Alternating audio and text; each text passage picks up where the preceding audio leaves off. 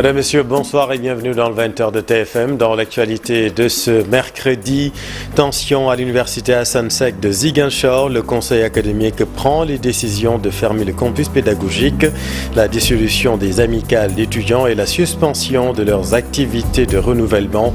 Le médiateur rappelle à l'apaisement. C'est désormais officiel, le Conseil constitutionnel a publié les résultats définitifs du scrutin pour les élections législatives anticipées du 17 novembre dernier. Aucune contestation n'a été déposée. Le Conseil confirme la victoire de PASTEF. 305 francs CFA, le prix plancher du kilogramme d'arachide. Producteurs et opérateurs économiques se réjouissent là où certains agriculteurs estiment que l'État pouvait faire mieux. Reportage à Lunguer à suivre. Voilà pour les titres et tout de suite le développement.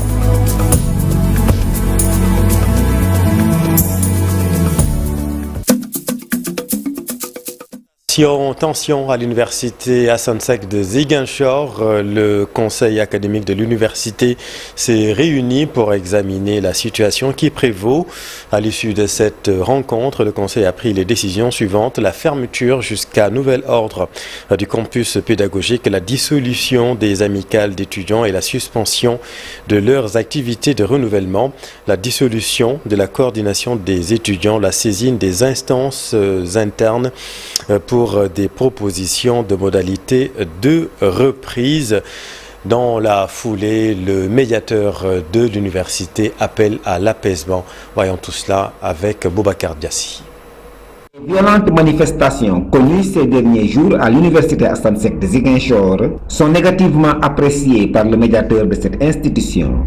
Noa Cissé dit que pourtant, quelques heures seulement avant la première vague de manifestations violentes, il avait eu une rencontre d'apaisement avec les responsables des étudiants. Mais nous avons essayé autant que possible de faire en sorte que l'accalmie revienne au campus social et au campus pédagogique.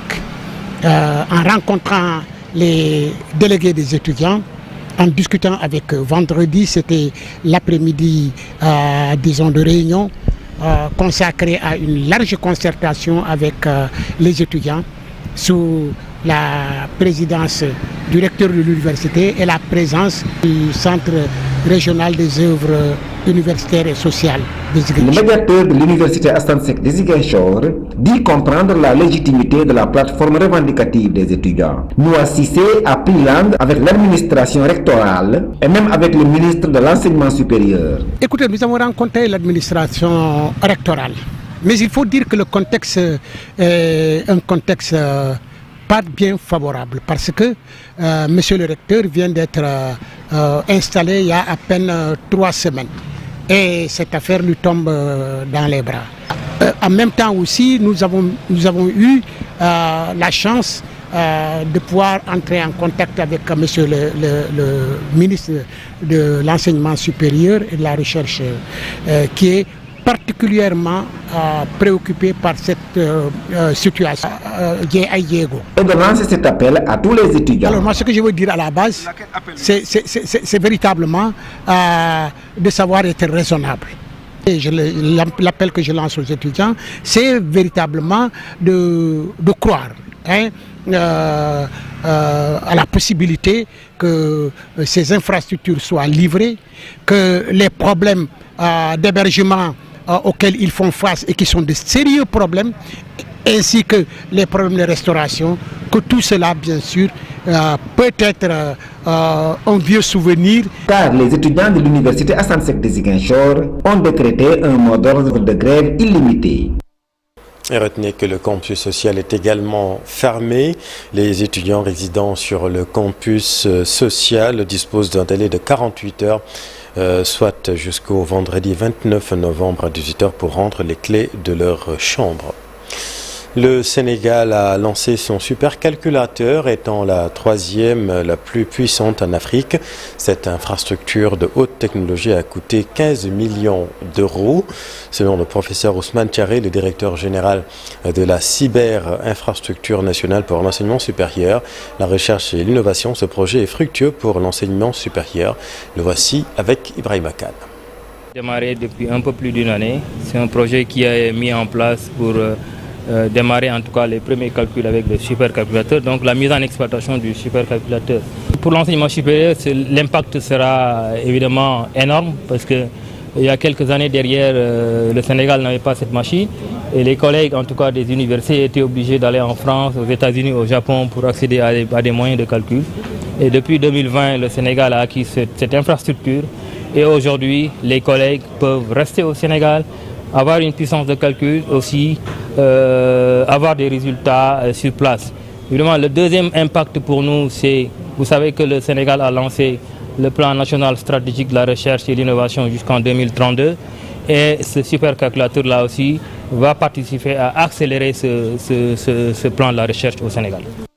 Pour permettre l'accès à une éducation de qualité, améliorer le paysage éducatif, l'Afrique de l'Ouest francophone, l'UMOA a organisé une conférence EdTech ces 2 jours. Une occasion pour Dr Ababacar Dieng, conseiller technique au ministère de l'Enseignement supérieur, de la Recherche et de l'Innovation, de rappeler l'importance des technologies liées à l'éducation. Le voici avec Cher Sadibou Diarra. D'aller vers ceux qui ne vont pas à l'école. Une autre catégorie ou un groupe spécifique, c'est les femmes et mères au foyer, qui, bien sûr, on sait qu'il y a de plus en plus de filles et de femmes qui se retrouvent dans les universités et dans les écoles en amont, mais souvent leur maintien à l'école pose problème du fait souvent de la division du travail au sein des couples et au sein des familles. Le Sénégal est résolument tourné vers l'accès à l'éducation pour tous, l'amélioration de la qualité de l'enseignement et une bonne gouvernance, une importance accrue pour la recherche et l'innovation, la montée en puissance du numérique et de l'intelligence artificielle, entre autres. Cependant, il est évident qu'il sera difficile d'atteindre ces objectifs en faisant fi des technologies liées à l'éducation, qui sont capables de toucher un grand nombre d'apprenants. EdTech permet de toucher un grand nombre d'apprenants simultanément et de façon interactive, avec des contenus adaptés et avec un rythme d'avancement qui peut être adaptable. Et puis des échos du Conseil des ministres revenant sur la question de la transformation systémique des universités publiques. Le chef de l'État a rappelé au Premier ministre l'urgence de prendre toutes les mesures idoines afin d'assurer la continuité des activités pédagogiques et la stabilité sociale dans les universités et les établissements d'enseignement supérieur public. Il a à cet effet demandé au ministre de l'Enseignement supérieur, de la Recherche et de l'Innovation et au ministre des Finances et du Budget de mettre en œuvre en relation avec les recteurs et les directeurs des centres des œuvres sociales universitaires un plan d'urgence sous la supervision du Premier ministre pour la livraison selon un calendrier maîtrisé de tous les chantiers relatifs aux amphithéâtres, salles de cours, restaurants et pavillons engagés par l'État dans les universités publiques.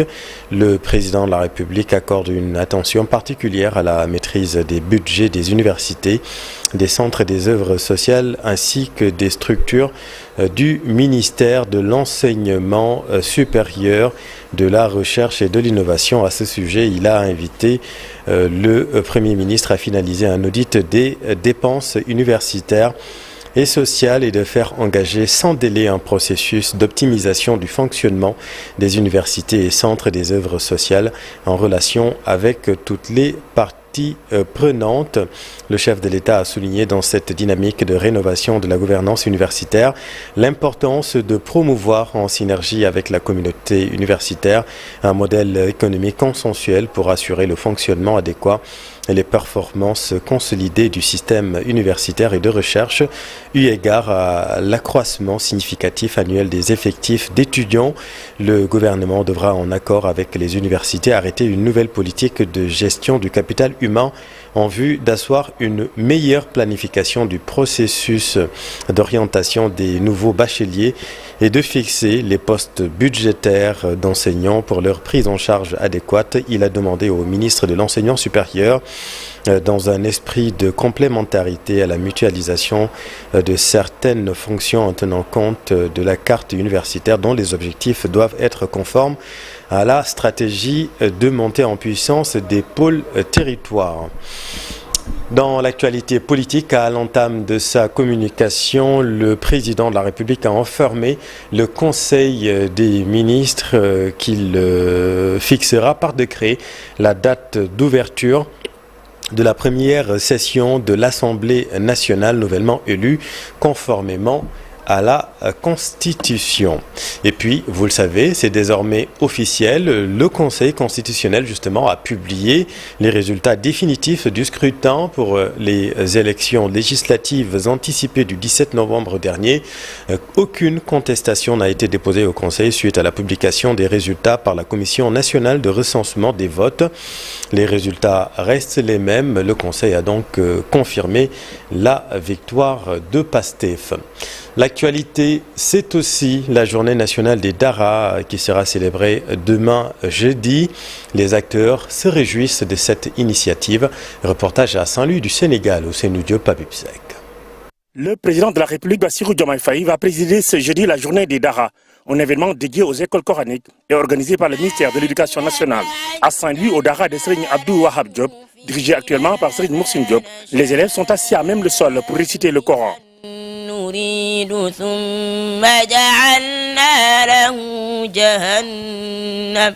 Ici, le marabout salue cette initiative de l'État sénégalais. La journée est vraiment très importante pour nous les maîtres coraniques. Je pense que ce sera un moment pour discuter de nos problèmes et de trouver des solutions rapidement. Ces maîtres coraniques participent au respect des valeurs cardinales de la société sénégalaise. Ils jouent un rôle essentiel pour la préservation de nos valeurs et une maîtrise du livre saint par les apprenants. Les maîtres coraniques forment des hommes responsables. Ils participent au développement du pays. Ils sont à la base de tout. Pour les maîtres coraniques, l'État du Sénégal doit les accompagner pour la modernisation définitive des Dara, une doléance vieille de plusieurs années. La modernisation des Dara est une vieille doléance. Nous pensons aujourd'hui que cette rencontre sera le déclic pour matérialiser tout cela. Actuellement, tous les Dara ont besoin de cela pour avoir un bon cadre de vie. La journée nationale des Dara est aujourd'hui une tribune pour les maîtres coraniques de porter le plaidoyer devant le président de la République Bassirou Diomaye Diakhar Faye. La modernisation des écoles coraniques qui ont formé des milliers et des milliers de Sénégalais sera aussi au cœur des débats. Merci Ousseynou. Les membres du Conseil économique, social et environnemental réclament 6 mois d'arriérés d'indemnité. Ils ont tenu un rassemblement de protestation devant l'institution. Fatima Touré. Le Conseil économique, social et environnemental. Ils, ce sont les membres de la dite institution. Restés 6 mois sans percevoir les indemnités, ces conseillers crient au scandale et demandent à être rétablis dans leurs droits. Nous avons été nommés au mois de mars. Donc mars jusqu'à juin, nous n'avons pas reçu nos indemnités. Et quand vous vous rapprochez du Conseil économique, social et environnemental, il vous parle d'indemnités de session. Mais en fait, moi personnellement, j'ai rencontré le DAF.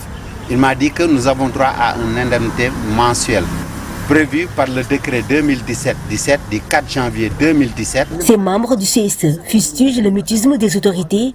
Ils tiennent à préciser que l'institution demeure toujours. Seule sa dissolution au niveau de l'Assemblée nationale peut les démettre de leurs fonctions. Nous sommes toujours des conseillers, nous ne sommes pas démis de nos fonctions.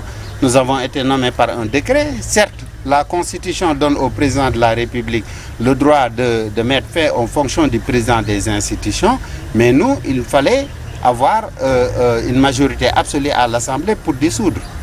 Tel n'est pas le cas, donc nous avons droit, n'est-ce pas, nous sommes toujours des conseils et nous espérons avoir toujours le droit de rentrer dans le Conseil. Ce qui nous a été refusé et nous trouvons que c'est injuste. Ils comptent mener des actions jusqu'à obtenir satisfaction de leurs revendications. En tout cas, tant que l'institution n'est pas dissoute, nous comptons mener des actions pour réclamer un droit. Parce que le travail que nous faisons, ce n'est pas un travail qui se limite à des sessions. Le travail ne se limite pas à des sessions. Parce que quand vous êtes conseiller, vous allez à des CRD, à des CDD, vous allez à des panels, vous allez à des ateliers, vous faites des missions. Pour rappel, le président de la République avait signé le 4 septembre dernier un décret pour mettre fin au mandat des présidents du Conseil économique, social et environnemental et du Haut Conseil des collectivités territoriales. Depuis, ces deux institutions sont bloquées et quasi inexistantes. Perturbations dans le secteur de la santé, le SDT décrète 72 heures de grève. Dans le même temps, le SUTSAS est à son 3e mois de mouvement d'humeur. Voyons tout cela avec Alassane Diop. Le secteur de la santé en évolution. D'abord, le syndicat unique des travailleurs de la santé de l'action sociale de l'hôpital Albert Royer en grève depuis le mois de septembre. À l'origine, c'était une plateforme revendicative de 24 points. Qu'on avait déposé sur la table de l'administration de l'hôpital avec un préavis. À l'expiration du préavis, au moment où l'administration avait commencé à formuler des propositions, alors le conseil d'administration, dont la mission est terminée, est venu mettre de l'huile dans le feu. Parce qu'un conseil d'administration dont le mandat est arrivé à expiration ne doit pas délibérer pour accorder des avantages aux chefs de service et aux chefs de division en laissant à rade le reste du personnel. Ensuite, c'est au tour du syndicat démocratique des travailleurs de la santé et du secteur social d'annoncer une grève de 72 heures dans la semaine à venir. Cette grève reste liée au fait qu'on avait signé des accords avec le gouvernement et nous pensons au gouvernement c'est la continuité. Lesquels accords devaient octroyer dans le cadre du régime indemnitaire un certain nombre d'indemnités. C'est vrai qu'on en a donné à tous les fonctionnaires, mais vous savez nous sommes dans des services publics où l'écrasante majorité des agents ne sont pas des fonctionnaires, donc n'ont pas eu cette chance. Nous avons constaté qu'il y avait un déficit de 15 000 agents. Et c'est l'État lui-même qui a décrété cela. Vous le verrez dans aucun autre secteur. Il y en a qui sont là depuis 10 ans, on les renouvelle leur contrat. Et c'est l'État qui viole. Les dispositions du Code du travail sont très claires. On ne peut pas renouveler un contrat plus d'une fois. Pour le secrétaire général, toutes ces grèves ont pour cause... Mais ça explique que ceux qui ont en charge le secteur ne maîtrisent pas le secteur. Il n'y a pas autre chose. Parce que quand on veut régler un problème et on en crée d'autres. Aujourd'hui, quand vous ne faites pas ce qu'on appelle des appels à candidature, les postes, il n'y a pas de profilage. On peut nommer un ministre qui n'est pas du secteur. Mais regardez les dernières nominations. Laissons la santé à ceux qui sont du secteur de la santé. Ça, c'est la première des règles. À noter que plusieurs autres syndicats du secteur de la santé, comme la F2S ou le COMES, ont aussi observé des mouvements d'humeur depuis le début de ce mois. Merci Alassane. Parlons de la commercialisation de l'arachide. Prix plancher fixé à 305 francs, vous le savez, depuis hier. Producteurs et opérateurs économiques se réjouissent là où certains agriculteurs estiment que l'État pouvait aller plus loin. C'est un reportage à Linger de Mamadou Moustapha Ndiaye. Opérations de collecte de la campagne de commercialisation de l'arachide 2024-2025 vont officiellement démarrer le 5 décembre. Le prix aux producteurs est fixé à 305 francs contre 280 francs l'année dernière, soit une hausse de 25 francs. Cette opératrice économique est déjà sur le qui-vive. À chaque fois, on entend que le prix du kilogramme d'arachide est jugé trop faible. Mais cela ne veut pas dire qu'on ne peut pas vendre à un prix supérieur à celui fixé par le gouvernement. Si la demande existe, tout le monde peut vendre à plus de 305 francs CFA. Que ce soit l'opérateur, les huiliers. 305 francs CFA, ce n'est que pour protéger les agriculteurs. Même si Fatou Sarr apprécie les efforts du gouvernement, ce paysan se dit très déçu. Pour lui, le prix devait être fixé au moins à 350 francs pour permettre aux agriculteurs de s'en sortir. Même si le prix n'est pas bon pour les agriculteurs, l'arachide va rester au Sénégal et les graines seront transformées par des Sénégalais. Nous ne pouvons qu'apprécier le prix fixé par le gouvernement. Le président de l'association Diapondo indique, malgré la faible production, l'arachide sera transformé au Sénégal par des Sénégalais. Un avis bien partagé par l'opératrice économique Fatou Sarr. Nous ne crachons pas sur le prix, c'est mieux que l'année dernière.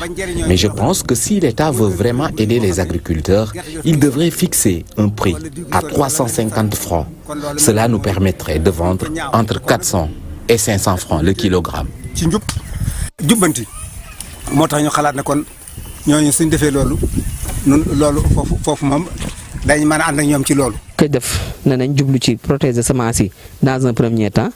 L'objectif, c'est de protéger d'abord les semences, faciliter le travail des huiliers avant de penser à l'exportation de l'arachide.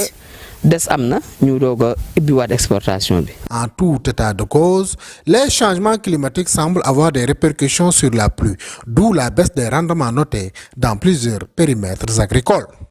Le gouvernement a affiché sa volonté de formaliser, professionnaliser et valoriser la filière anacarde au Sénégal.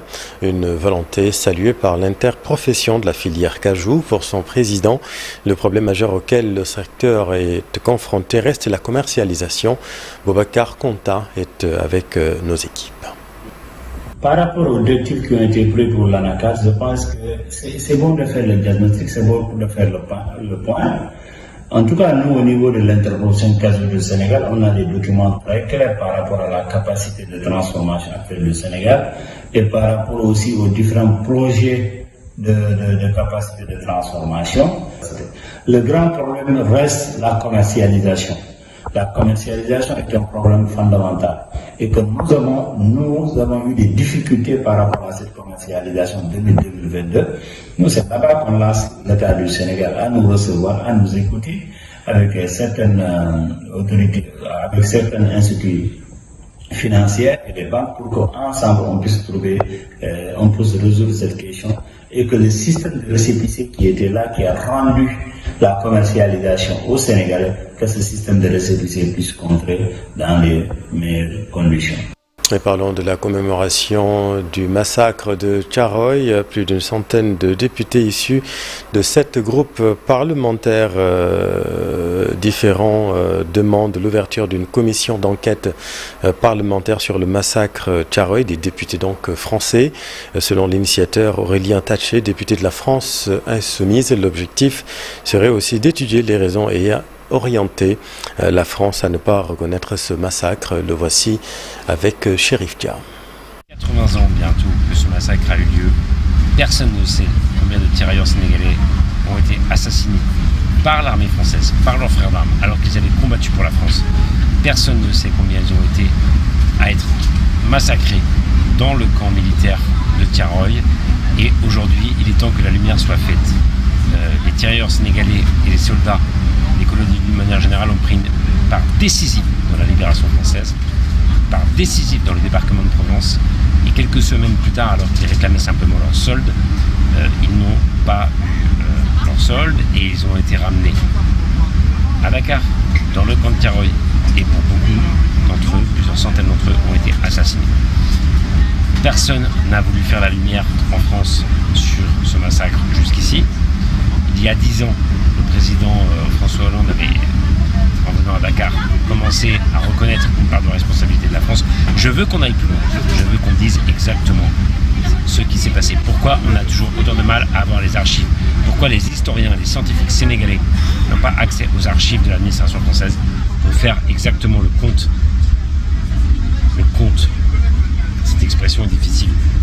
Les gens qui sont morts et qu'on rende justice à leurs descendants, qu'on rende enfin honneur à la mémoire du Sénégal, et c'est pour ça que nous lançons cette commission d'enquête. Aurélien Taché qui est attendu à Dakar ce soir. La France qui sera officiellement représentée par son ministre de l'Europe et des Affaires étrangères, Jean-Noël Barrot. Parlons de l'actualité sportive. Cannes 2024, handball féminin groupe A. Le Sénégal se balade lors de son entrée en lice face au Kenya. Une victoire sur le score de 39-9. Cher Sadibou Boudiara.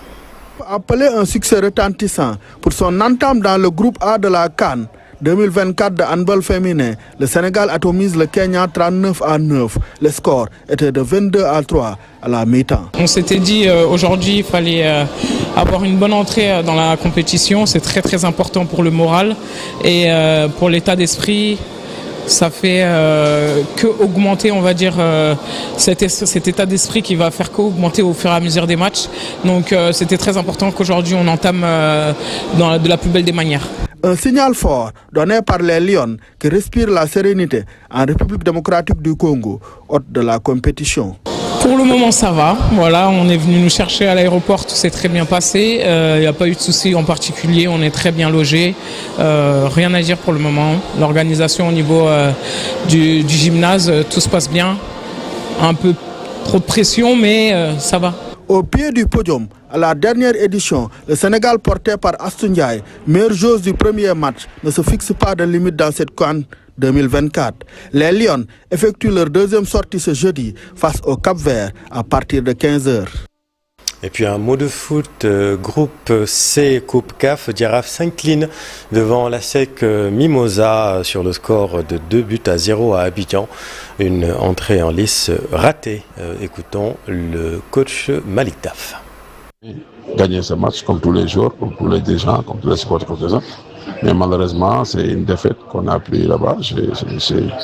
C'est une défaite avec un goût amer où c'est un match que nous avons maîtrisé. Malheureusement, sur 2 erreurs individuelles, on prend 2 buts. Mais je pense que au niveau ne pardonne pas, c'est les erreurs qu'on a payé cash. Maintenant, il faut apporter les correctifs avec beaucoup de sérénité pour essayer aussi d'aller vers l'avant. Parce que c'est un mini-tournoi de 6 matchs. On a joué le premier, dont on a perdu 2-0, mais il reste encore 5 matchs. Sur le prochain match, dans 10 jours, on va recevoir l'USMA Alger chez nous. Maintenant, il n'y a pas mille solutions. Il faut essayer de gagner pour essayer de se relancer, de se repositionner. On sait vraiment la mission qui nous attend, mais on va rester calme et serein, apporter tranquillement les correctifs et pour essayer d'avoir beaucoup plus d'élan vers les autres matchs, Inch'Allah.